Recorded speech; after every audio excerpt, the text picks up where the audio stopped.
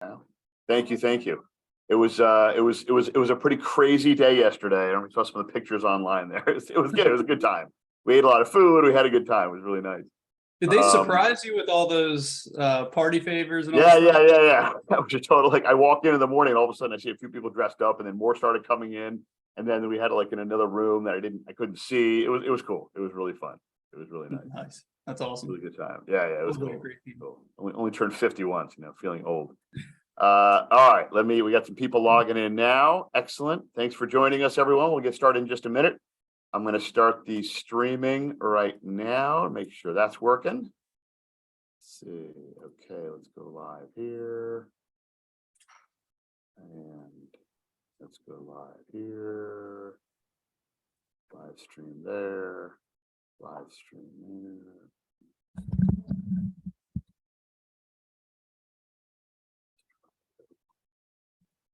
YouTube, I continue to have issues with. Yeah, the YouTube, I don't think it's going to work. We're on Facebook. So I think we're good. Yeah, we're good there. Okay, cool. All right, we're live on Facebook. We got some people joining on. We are streaming live. It's 12 o'clock. Thank you all for joining us during your lunch hour or lunch break or whatever you might be doing right now. My name is Josh Shine with Trius Lending Partners. I have here Brentin Hess, real estate investor and consultant. We will talk about what that all means and Brentin's history in just a second. Just some quick housekeeping items here. We have a button at the bottom of your screen on the Zoom there for Q&A. Feel free to ask some questions. We'll do our best to try to get to them if we can. Otherwise, we will be able to deal with questions maybe later on Facebook, or feel free to reach out to us. We'll be sharing it after the live stream on Facebook, on YouTube, on all social media, etc. And check out our other social media where we're always doing different interviews, different meetings, different educational involvement through Trius Lending Partners. Feel free to check us out and join it anytime. So let's kick it right off. Brentin, I love to start these things just sort of learning and understanding how you got into real estate in the first place. I don't know how far back we necessarily need to go for that story. Some people sort of, were dreaming about it when they were young kids, and some people stumbled into it as a teenager or in later years. What's your story for how you got into this whole world? Sure. Yeah, and I'm honored to be here, and I appreciate the opportunity. I'm looking forward to sharing and chatting with you. So, almost 10 years ago, I got my real estate license, and I'm 29 years old now. It was just while I was in college. My parents own a Keller Williams franchise, Keller Williams flagship, and Sure. I was going to go down that route, and I attempted, and I just wasn't great at being a realtor. I wasn't successful at it. I really cut my teeth, and I tried it multiple times. So I ended up meeting somebody, and he kind of mentored me with the flipping, and that was around that same time I got my license.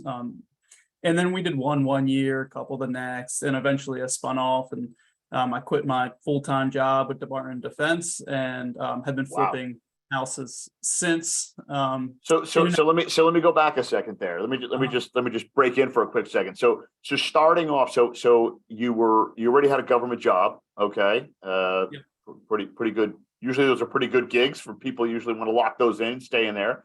But you clearly, I guess, got excited by that first one or two properties. Were those properties that you and this mentor found together? Did he find them and bring you in? What was sort of the relationship? And again, I'm always thinking the context, and I'm sure you are too, as someone who educates a lot, the people listening in, like, how did that happen? How did that whole sort of conversation go, even to that first deal, Yeah, it's a great question. I know we all start in different capacities. But mine was, I found a guy who wasn't necessarily flipping houses at like a high level or anything, but he had a lot of money, not a lot of time. He was a realtor, a friend. He was older, and I had a lot of time, and I had no money. I had college debt. I was living at campus at Towson University, student, that thing, and we kind of figured it out together. It was more of a School of Hard Knocks type, like, beginning of a story where we're grabbing materials and meeting subs and getting the multiple quotes. And it was certainly not a smooth old machine that I learned from. And we didn't make a ton of money. but we certainly learned a lot like what not to do. Was the model, so early on, you and he, I guess, had decided, let's go for flips. There's good money to be made. Let's find the right properties, I guess, hopefully at the right prices, with a little bit of a real estate background and his money, or at least access to, I guess, your parents in the real estate side. You're able to maybe do a little homework there. Was there a focus on a specific area? Was it like, let's do the city, let's do the county, let's do Howard County? How did you guys break that out? Or was it just, let's just see what comes up and just keep our eyes and ears out? How did that go?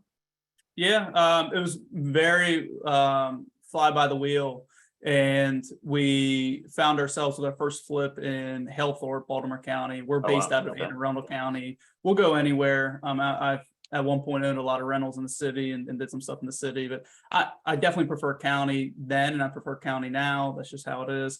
And with him, he put up the money. We shared the equity equally, and I put up all the time. And we made a few bucks, and eventually just realized, why don't we just do this separately at this point? Once you know enough, you know how to get the money, obviously. Right. Yeah, exactly. Yeah. Contractors, so just do it on your own. So how many deals in did you and he decide, I guess amicably, to say, hey, let's just go our own ways. You do your thing, I'll do my thing. Is it 1 deal, 3 deals, 5 deals? We did like 5 or 6. Over a year or 3 years? 2 years? Okay, a few years. Okay. Yep. Yeah, I wouldn't say, there was a pretty clear distinction of like this being a real estate investing being an opportunity to learn and make a few bucks, kind of a side hustle, versus it being the sole provider for my family, putting food on the table. I'm married, I have 2 kids now. And that didn't really click. I didn't feel that fire, that pressure until about 5 years ago. So about 5 years into my journey. So I've been doing this 10 years. Like the first half was kind of like willy-nilly. Second half was like, I need to either do this for seriously or like get out and go get a job. Is this a real job and career? So that's a question that comes up a lot with a lot of people that I talk to in these Zooms, investors that we meet, meetups, whatever, is like, making that decision and making that cutoff from the salary job, the full job, to a full-time real estate investor. So you had this, you were with DOD, I guess, right? You had this job, a side hustle with real estate with a mentor who had some money. Sounds great. Said, hey, let's sort of split off within a few years. You still at that point had the full-time job, I assume, right? You were still salaried, benefits, the whole bit, right? And you kept that until about that 5-year mark. Was that sort of the changeover in both looking at this as career simultaneously saying, I'm going to quit my full salary position? Yeah. And if you're flipping houses, and I was entry level accounting degree, and I didn't get my master's, and I tried to climb that ladder, and I still, like, one flip could make as much as I was making. I don't know, I was making 45 grand a year. So I went till I couldn't take it any longer, but I realized, oh man, if I can just do one flip a year, like, I'll make the same amount of money. Right. Exactly. Okay. So, and again, as you expanded, the first one was in Halethorpe, as you and the partner leading into this sort of 5-year mark, which we'll get to in a second, locations, price points, how was that playing out for finding them, identifying them? Where were you looking, and how are they coming at you? Yeah, in the very beginning, we found that first one through another realtor in the brokerage, because we started just spreading the word. And I still find a lot of deals from realtors nowadays, and I really like that avenue. I'll give them the listing on the back end, or if they don't want that, I'll work out a finder's fee arrangement with them, because I'm an unlicensed realtor now, and I can pay them for the lead. So that is kind of how we did it.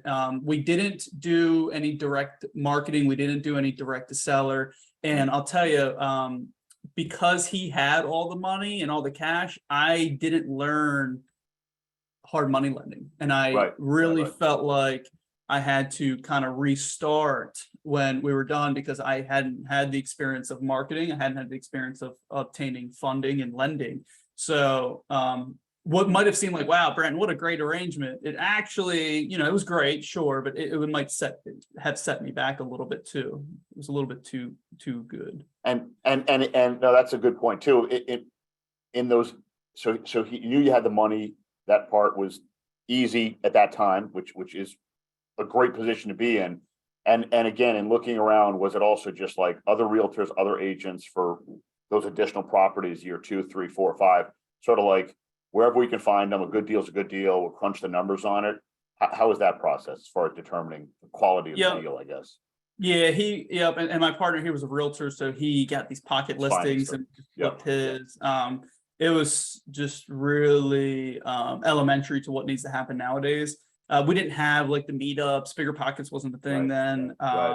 Didn't know about you all, so it was different. But I can tell you, that only got us so far. You got to have a business plan. You got to have it the right way. And as far as like crunching the numbers in the deal, we use that 70% formula, ARV, after repaired value of the house, times 70% minus the rehab costs equal the max purchase price. And I had the luxury of then on those deals, because of what was going on, is to get some quotes before we locked it in. Right. So it was a lot different than it is now. Yeah, for sure. Times have changed a lot. So all right. So then you get to that 5-year mark, and it's like, all right, I'm going to get serious and do this for real. Split off already with that guy. What was your plan at that point? How did things move forward from there? Yeah, the plan was, all right, I'll quit my job and I'll have all these hours and I'll flip 3 houses a year and make $100,000 and be great in the mid-20s.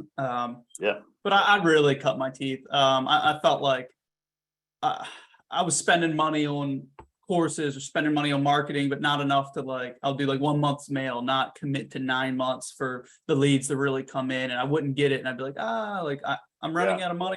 So I was making just enough to continue cutting the teeth. And then things really started to click. And it took a couple years.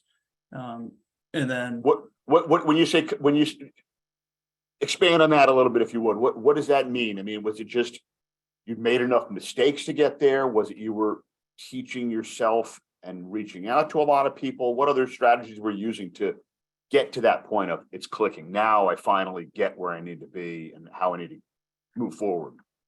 Yeah, for me, it started with swallowing my pride and put my ego in my pocket.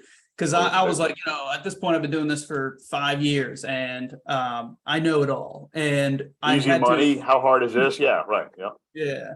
And I had to, I went and I hired a coach, somebody who was doing a considerable amount of deals, and was like, all right, show me the way, the marketing, direct to sellers, show me how to better utilize contractors and multiple exit strategies and stuff like that. So anyways, that was a big kicker. And then all of a sudden, 1 year, it just kind of it exploded. I mean, for me at least, I flipped 6 or 7 or 8, 8, and then I bought a handful of rentals with a partner.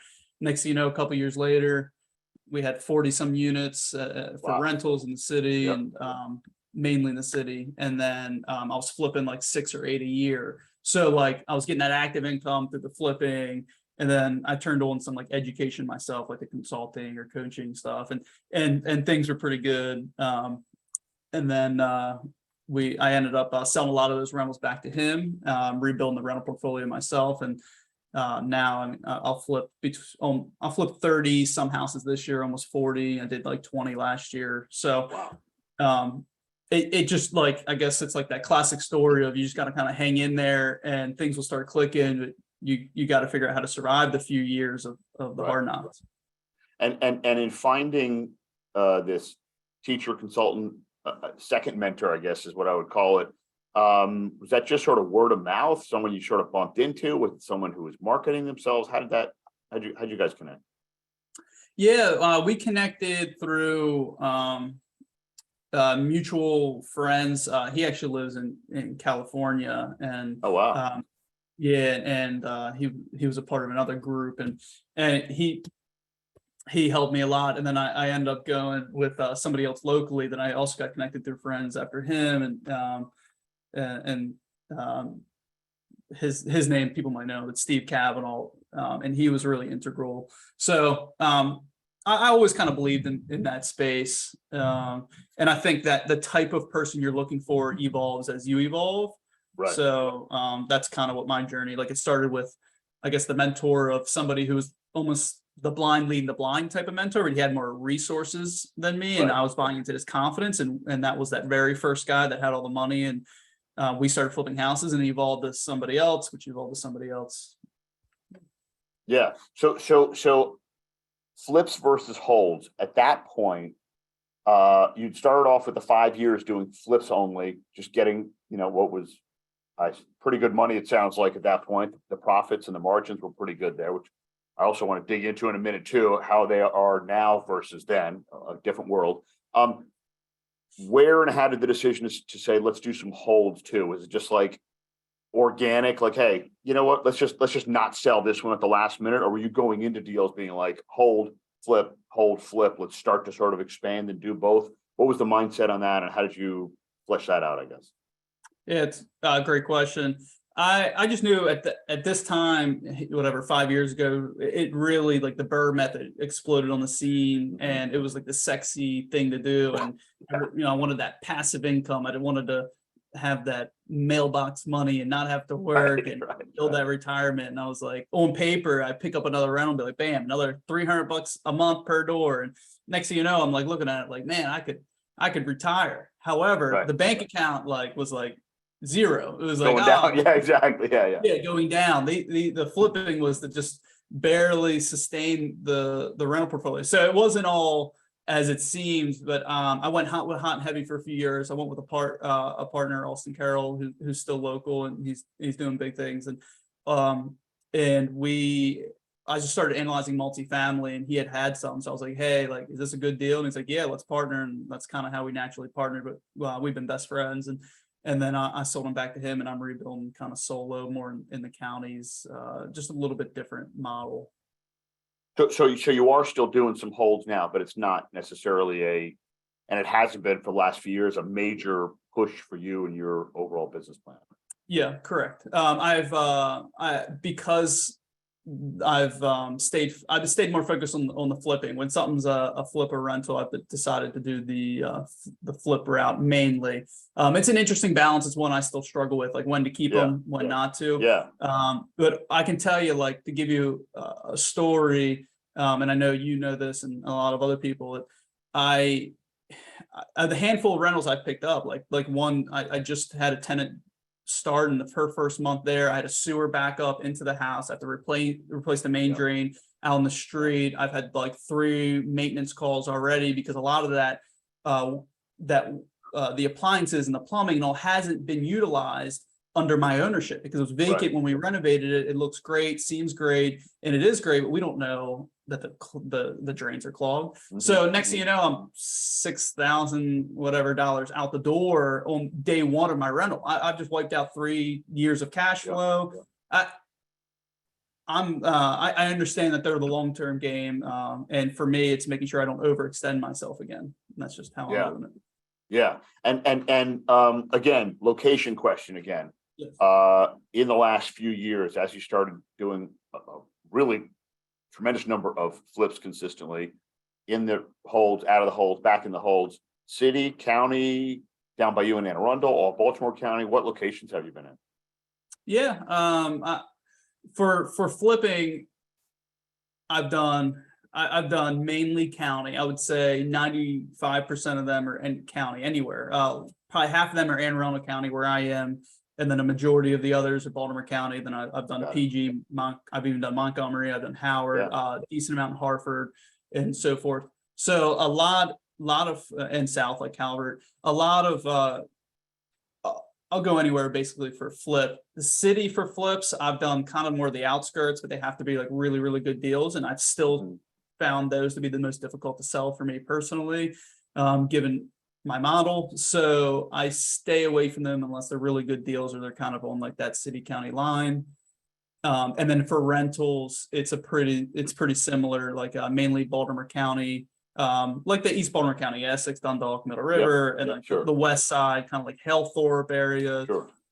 Staying kind of in that easy to exit to a homeowner, but can still get a decent appraised value with a decent quality tenant and neighbors, and I feel safe enough to go there if I need to, or my team. So that's where I've kind of kept for rentals. Have those rentals, I guess two questions on the rental side, have they been places that you did a significant renovation to and then kept, or were you buying some turnkeys? I guess that's question number one. All renovations. Aaron Alberti, he Sure, I know you know him well. Absolutely. Everybody, he does all my work, flips, He's rentals, and he seems to do everyone's work, man. The guy's everywhere. He's great. I know. Yep. It's incredible. So we have a great thing going. So I want him in on all the jobs. I want his work, and I want that equity that he can build for me. For sure. And the second question on this hold versus flip, I guess when you're making that decision early on, I'm curious, I guess two parts. Are you going in knowing it's going to be a hold, and does it always stay a hold? Are you going in knowing it's going to be a flip, and it always end up being a flip, or does it sometimes change over? And if so, when? Second part of the question is what's the math and formula, without giving maybe too much of the secret sauce away? This might be what you do in some of your consulting stuff, which we'll get to in a minute too. But how are you doing that analysis versus maybe how you were in those first 5 years? Flip versus hold, crisscrossing, and then just the overall math and analysis you're doing right now. Yeah, great questions. And I'm a completely open book. And I have, so going into a project, I'm always looking at it. I think a lot of people might be looking at it as rental first. I'm looking at it as flip first, because to me, that's the most preferred exit strategy. I'd rather have the choice of getting rid of it, not have to be stuck with it. So I'm looking at it from flip first personally. I'm looking for a little, I'm always looking for at least like 10% of ARV for my flip profit. Really, ideally 15% or more. But if it's going to resell for no less than like 40, so if it's going to resell for 300, then 10% of that ARV would be a minimum of 30. But it depends on like the size of the job, the scope, right? If it's in and out, or if it's a big job. But definitely like no less than like 35, 40,000 on the flip. And usually if those numbers work, then it works as a rental if it's in these areas where you can keep your debt service low, your monthly payments low. So I know a lot of people look at that 1% rule, like 1% of the mortgage rent versus purchase price or better for a rental. I kind of I don't see anything like that works for me that's not closer to like 1.5% to all-in costs, not just purchase price. And it's purchase price plus renovation, closing costs, and holding costs. So I have like a spreadsheet that just will calculate that PITI and pop it in and tell me like where I stand and how much I'd make. And I'll run deals that are in those areas simultaneous as a flip and rental, and I'll try to sell them first. And if they don't sell well, then I'll keep them as a rental unless I can get like all my money out.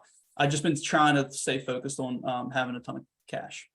Yeah, interesting. So are you saying it's rare that you go into a deal thinking it's going to be a hold from the beginning? You're sort of like, I want it to be a flip. I'm hoping for a flip. I'm planning on it being a flip.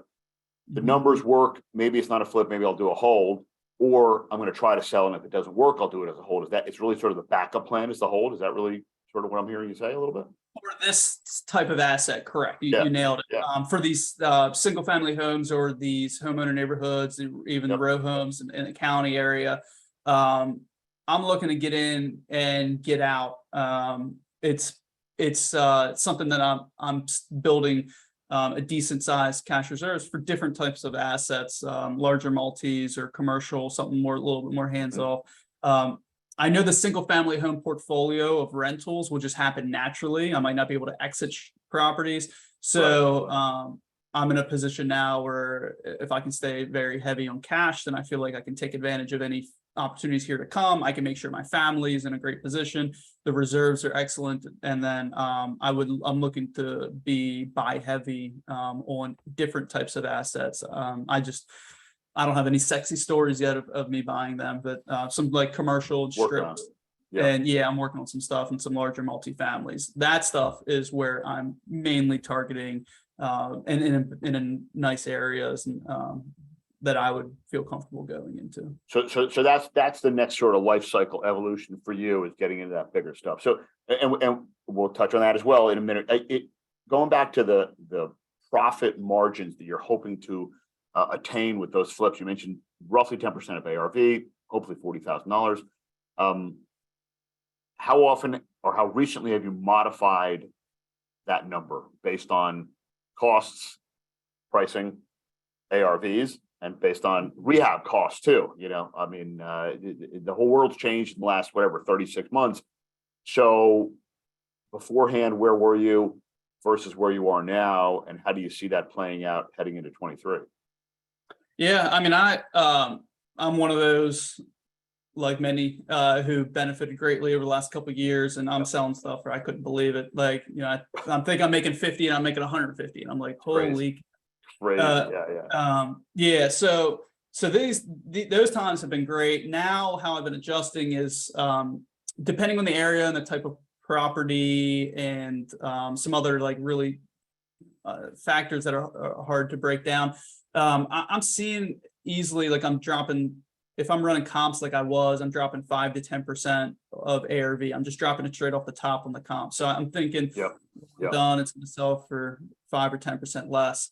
Thankfully, with Aaron, he's very quick, and the market exposure is less. So I feel pretty comfortable with that number. So I'm usually doing a discount on ARV now by like 5 or 10%. And for profit margins, like it depends on how big the job is, but definitely no less than 10% of that adjusted ARV, because I'm thinking in my head, if I'm already adjusting a 5 or 10% down on the ARV, and then I do 10% of profit on ARV, or no less than 35 or 40,000, then that market's got to drop an additional, it's got to drop like 25% total for me to get liked. And even then I feel comfortable with my cash position to like keep it as a rental. So I feel pretty good about that. And that's kind of where I am today. And it is forever changing, like for sure. But no, that's really helpful. And you mentioned Aaron, I know just about the fastest guy out there. It's incredible. What do you forecast when you're looking at a deal? We like to say in our side, you know, close to close. The day you close on this to the day you sell it and get that check. What's your time frame on average in recent times, in the last 18 months, say? Yeah,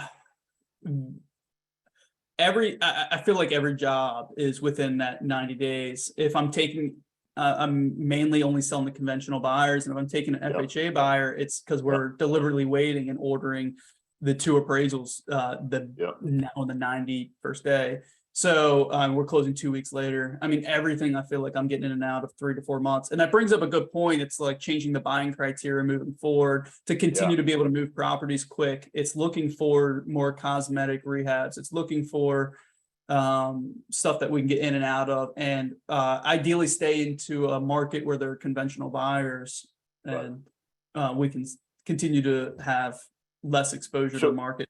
So what does that mean for you? Does that mean expanding your footprint into other areas? Does that mean going to a higher potential price buyer that's going to still be able to afford going into the market? I mean, what does that mean? What are you shifting and adjusting heading into the new year? Yeah, it's mainly a new like blinder, new criteria setter of like I bought some crap. I mean, I bought some houses that are like shouldn't be they're barely standing, like one wind gust, they're gone. And Aaron does amazing with those, and he's quick and all, but what I need to not put him nor I in a position to take those on unless it is a home run of home runs. So basically, all that said is me now staying away from bigger jobs. Definitely, I'm still staying away from larger price points. I like the first-time home buyer market. I like counties. I like cosmetic or quick in and outs. And in order to get these, because this all sounds gravy, right? Who doesn't like all this stuff? In order to get these, I've had to increase my marketing spend, my marketing budget, and my time in finding deals. Acquisitions have been a little bit tighter because I'm buying less crap. Pricing ARV, you're looking for to be 350, 400 ideally for that sale price. Yeah, a lot of like, yeah, that's like perfect for like Anne Arundel County, and surrounding, counties. Maybe like the Dundalks might be like more like Yeah. 275. Yeah. Okay. And in finding it, this is the $1 million question for everyone, of course. You got the Aaron fit. Okay, great. So that part's taken care of. Finding the properties, right? As the market got so crazy hot heading into 21, into 22, a little slower now, but still pretty active out there. There's still a lot of guys out there doing this. And what does a buyer do? What does someone with incredible experience? You're wired into really everyone in the local marketplace here. Everyone knows you. You know everyone. How do you find places? Where are they? Where are you digging? Where are you finding them? How does one make that work?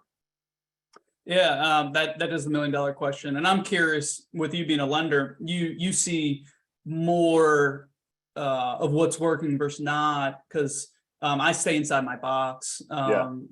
And my box and how I find deals are a lot through realtors, like I mentioned, where I'll give them the listing or I'll pay them $5,000 as a finder's fee if they don't want that listing to And they'll hit relist. you with an off market before it even hits MLS, just pocket listing, boom, you're in, you grab it. I assume you're able to move incredibly quickly with access to funds and making decisions. Is it Yep. something that even in the current market, you're making decisions within same day, next day kind of thing? I mean, Yeah, and I know this is tough for people who are newer. I like Yeah. to make it easy for somebody by not having to. I don't have any contingencies. I don't even go to many of the houses. I'll do it by video or photos, or I'll just take the risk. And it's kind of a competitive advantage. A lot of realtors like that because people are embarrassed about their properties, or they don't want to be inconvenienced. So the realtor route's a big one. Wholesalers who are still doing well send me a lot of deals, and I appreciate that. And then I do a decent amount of mail myself, and those are probably those are my big three. Yeah. Are you spending? I mean, like, what does your day look like right now? Are you spending, 3 or 4 hours in the morning looking at properties every day, all day? Is it mostly visiting the current projects you have going and checking in on things? What does it look like for you when in constantly looking for new stuff and staying on top of the current stuff? Yeah, I on a given day, I would love to look at properties and analyze them all day. That is the golden ticket to a high dollar per hour lifestyle. For me, it's a delicate combination. I mean, I have an assistant, so it's just me, and I have an assistant. A full time with you, or a VA who's remote? She's local, and she like semi full time. I don't know, 20 to 30 hours a week. Okay. And I'm looking for more assistant help. I just feel like there's still a lot to do. My marketing spend a month is probably like $5,000 a month. That's about all I'm spending. And I plan to increase that. But that general makeup still leaves me with pretty full days. And Aaron's real hands off in the construction, so I spend a lot of my time doing.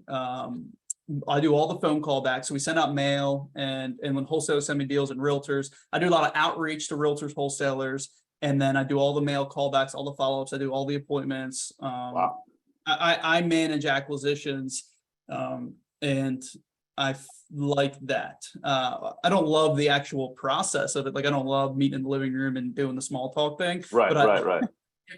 I realize that, like, because I'm not some huge shop that has a ton of leads coming in, there's just enough for me to handle. Keep you busy. Yeah. Right. So your days are pretty similar to mine, actually. I'm sitting in front of a few monitors with an earbud in all day, right? I mean, you're just on the phone trying to find opportunities and work it, right? Yeah. Pretty much. Yeah. When I'm not out golfing, I'm at my computer. I spend a lot of time with the family, and I work next door to my house. So I pop back and forth, and then I do go to properties, believe it or not, but like only like once or twice during Okay. Yeah. But when you do enough, that's still a few a week. No, for sure. So staff wise, you and an assistant and a trusted GC, which is Aaron, that's the team essentially, right? Yeah, it's the pretty team. successful business with a pretty lean and mean team, which is a beautiful thing. I mean, that's great. Yeah. Yeah, and my dad, he sells my houses as my realtor. Unless a realtor brings me a deal, then I'll sell with Right. them. And yeah, mainly my communication, my outreach, other than sellers, or realtors, or wholesalers, are just that little team right there. Yeah. And what are you? I'd like to ask you, like, what are you seeing as far as with a lot of your bars? Like, how are people finding deals now, and how is that evolved?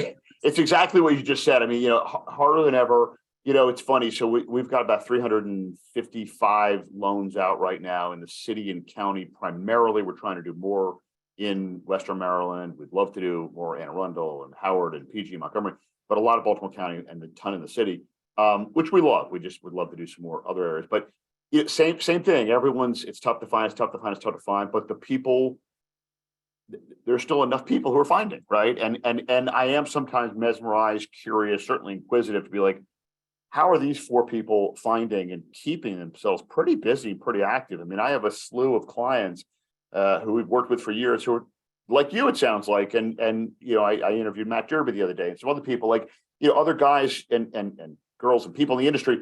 They're just constantly actively busy. And then you run into like a whole subset that are just like, can't find anything. People are finding things. It's the off market pocket deals, rarely on MLS, although I hear the stories of the person who did the crazy lowball offer because it was sitting there for too long, did the crazy offer because they just dropped it down and said, with the use of hard money or cash, or whatever they were doing, close in 5 days, no contingencies. That sort of sex appeal got it to be like, wow, this is great. I'll take this offer. Ton of wholesalers and just networking. I always say in my other sort of training Zoom meetup we do, relationships matter. Relationships are everything. Knowing people, keeping great and close contact with everyone from Aaron. I think you had Ryan at your meeting the other day. She's great. All the fellow investors, fellow flippers, fellow wholesalers, fellow realtors, contractors, lenders, everyone. It's like it's a big sandbox for all of us to play in and help each other out.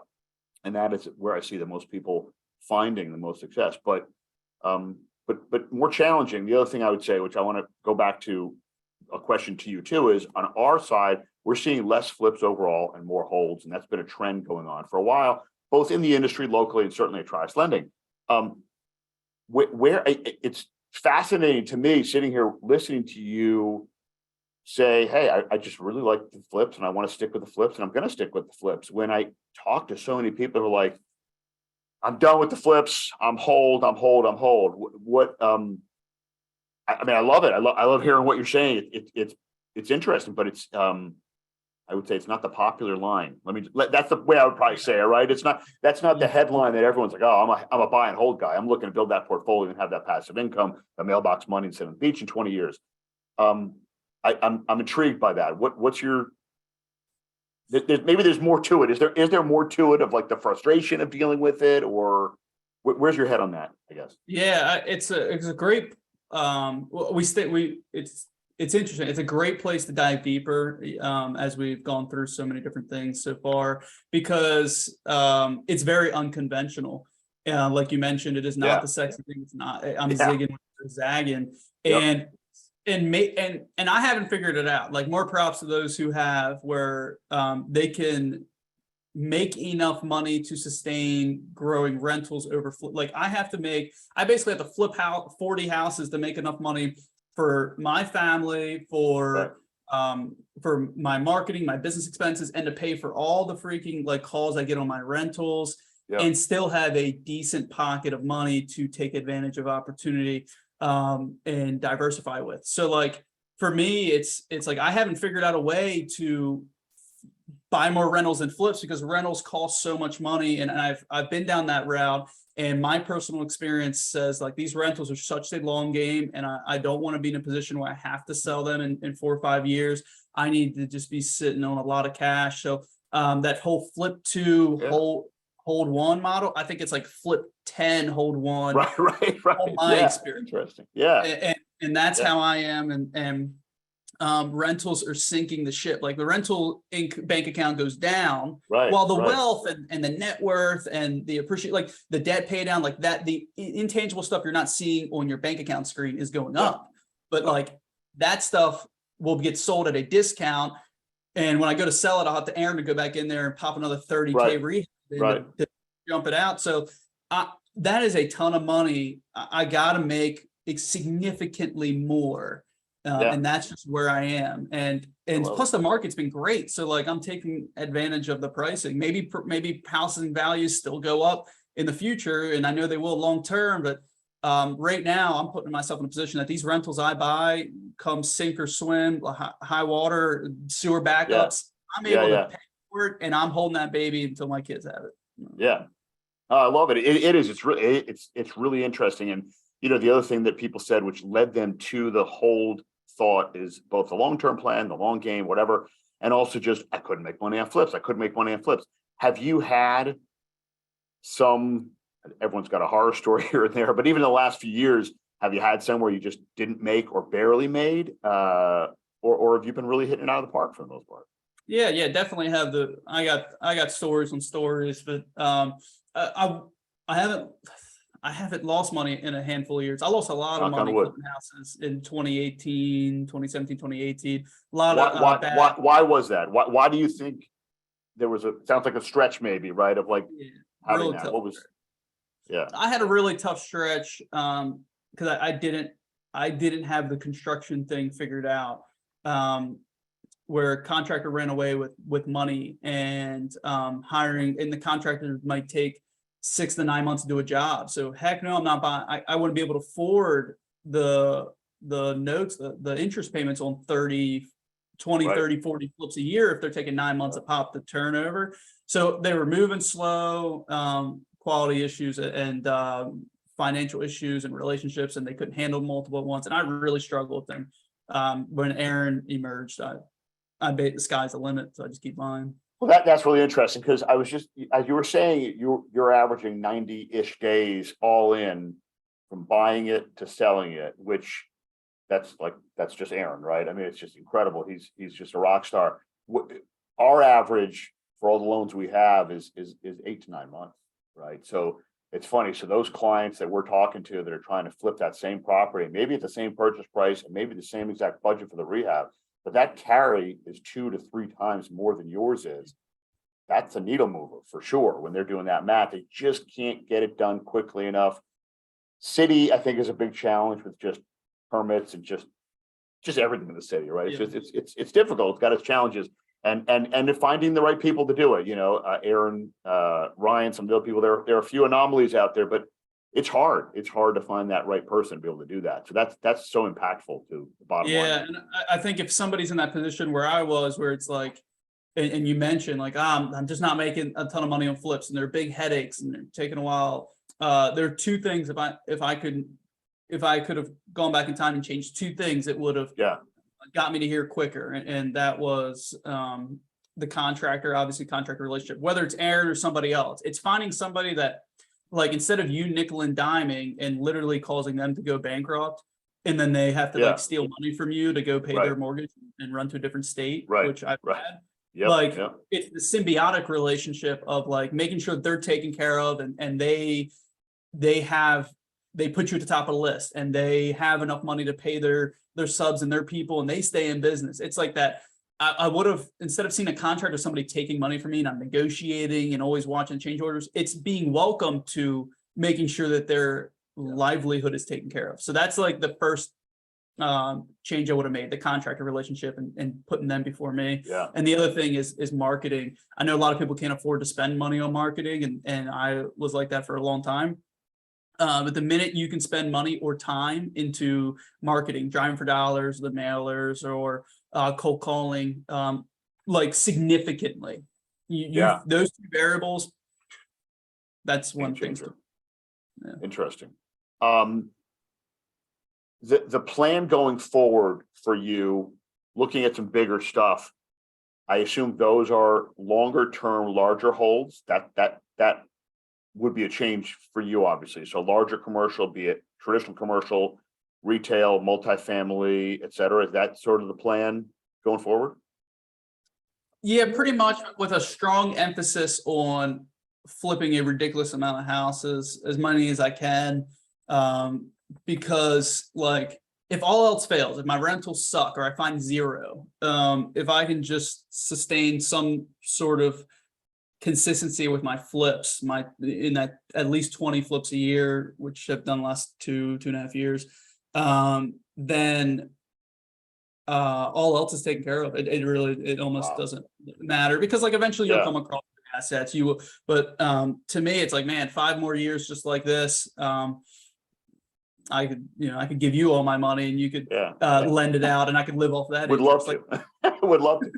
So looking at the new year, interest rates are up, the world, whatever, we're due for some adjustments, right? We're due for some changes. You mentioned 5 to 10% off those ARVs where you're looking at it. We love this region, and I know you. I'm sure, and I know you do too. It's just a great region with great price appreciation that is balanced, right? It's not like these crazy spikes. I always say we operate in a narrower band of highs and lows in sort of the greater Baltimore region, where we're not going to go up 300%. Yeah, it's like, it'll just be nice and stable. So it's a beautiful thing. Having said that, though, listen, the reality is that 30-year fixed money, whether it's an investor or just a homeowner you're selling it to, or the FHA. I've been in mortgages 22 years. I mean, those FHA low down payment loans, there's a lot there, but the rates are up, right? And there's some numbers out there. The cost for a $400,000 house at the 3% is now the equivalent of a $300,000 house at 7%, right? So are you changing anything heading into 23, 24, your projections, your math? Still did 20, which is outstanding. I mean, just kudos to you. 20 flips approximately in 21. It sounds like you're doing that in 22. That's like rock star stuff. You feel good about doing that in 23, but with some caveats or modifications or changes, and what are they? Yeah, great question. Moving forward, what I see is me doubling down on my marketing budget and my marketing efforts, because in order to I may not do as many as I did. I did 20 last year, and probably I'll end up like 35 this year. I might not do that. That's fine, but I certainly want to continue to be the buyer of the market. So I'm doubling down on marketing, and so not because I'm probably going to buy half amount of deals. So it's like this weird, I'm doubling down to not increase that. Double. I'll probably double down to buy half, but hopefully survive. And I have a really good team. Aaron is a pseudo consultant where he's analyzing these deals as we go, as far as what to do, what not to do, and getting in and out. And he's been through the downturn, and like you and many others. So it's like just asking those around, like if you were, with you being somebody's lender, they should be asking you how they can continue to survive and thrive during these times. So hire minds to make sure you have this board of directors that's around you to make sure that you're going to be just fine. Yep. It's great. It's great advice for sure. As we're starting to wind down a little bit toward the 1 o'clock witching hour here, if anyone has questions, please feel free to click in the Q&A button and we'll hopefully try to get to them. My question as we wind down in time, Brentin, is, you've been doing this a long time, incredibly successful. Congrats. New people, we always have new people on here. We always talk to a lot of new people. Just the nature of what we're doing is dealing with a lot of newbies who've never done anything. And the line I always use is, I've never run into anyone in real estate who didn't say the same few words. I wish I bought more and started sooner, right? It's whether it's flips or holds, it doesn't matter. They don't say if rates were better, when rates were better, when prices were lower. They just said more sooner. I wish I did more sooner when I was your age, right? I run into every person that says that. I wish I started as soon as I could as a human being out of my mother's womb, whatever it is. So what's the advice you would give? And I guess the way I like to phrase it is, if you were starting out today knowing everything you know now, but without the pocketbook you have now, but the experience and knowledge, hindsight being 2020, to be like, all right, new person's coming to you. What on earth do I do? It's the end of 22. The world. How do I start in this business? What should I do? How do I get off the ground? And where do I go from there? What's your advice on that? Yeah, definitely. When it comes to getting started now in today's market, if it was me knowing my resources, I didn't have a lot of money, I had a lot of time, I didn't have a lot of contacts in the investor space, much different than the realtor space. We have the meetups So like I Yep. run the Maryland Investor Network meetup, which is a free, no sales, no pitching meetup. We have zero sponsorships, like nothing. I don't talk about any. I don't even say, hey, send me deals or Yep. sign up for this. Like nothing. It's straight up once a month. It's free. And we post those details in the Maryland Investor Network Facebook group.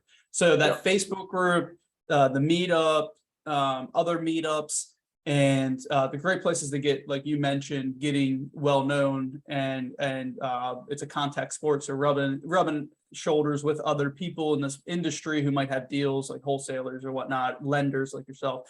But I just think getting involved in person is important. Getting involved virtually, like it is important.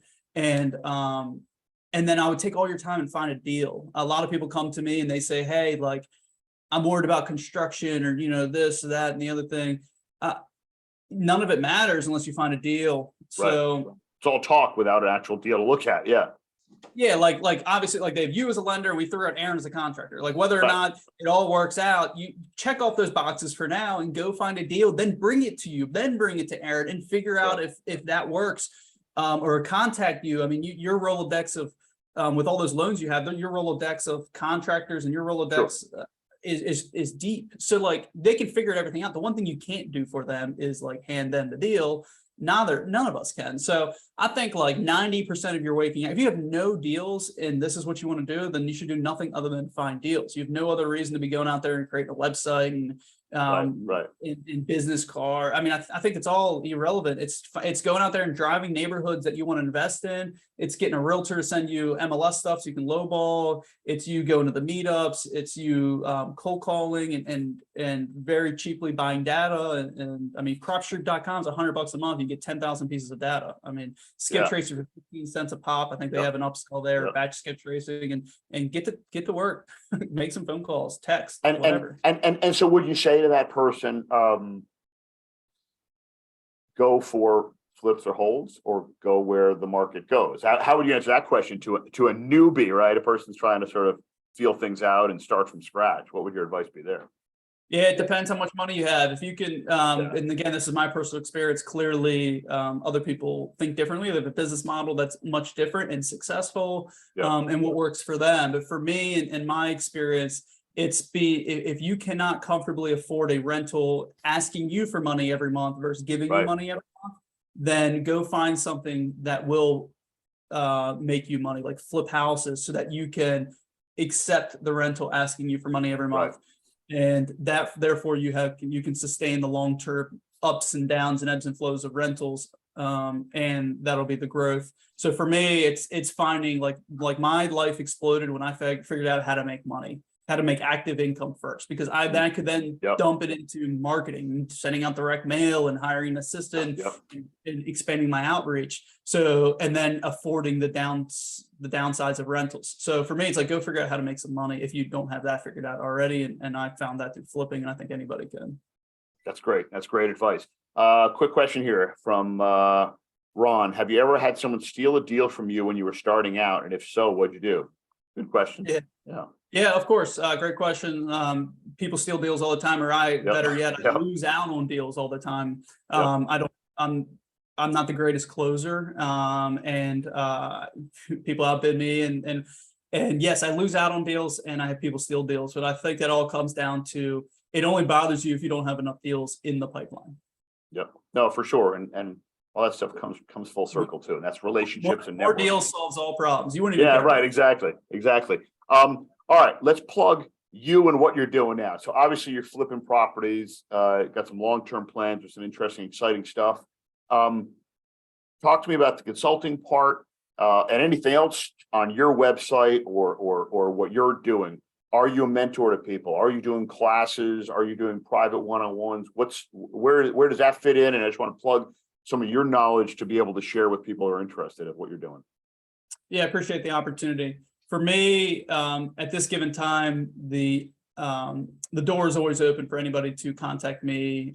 My email is brentin@brentinhess.com. Very easy. You could hit me up on any social media with just my name and DM me. I'm an open door, happy to help. I've been doing it for years. I built a coaching business around the newer investors getting their first 3 flips under their belt. I closed those doors as something I'm not sure. Who knows what the future brings if I open it back up, if I continue or do it. But I don't want to tell people not to contact me because you never know. But here's the thing: I can point you in the right direction or help you. So the side is there for free, and then if somebody wants a significant arrangement, I've done that with a few people. But other than that, I just really want to be seen as a resource.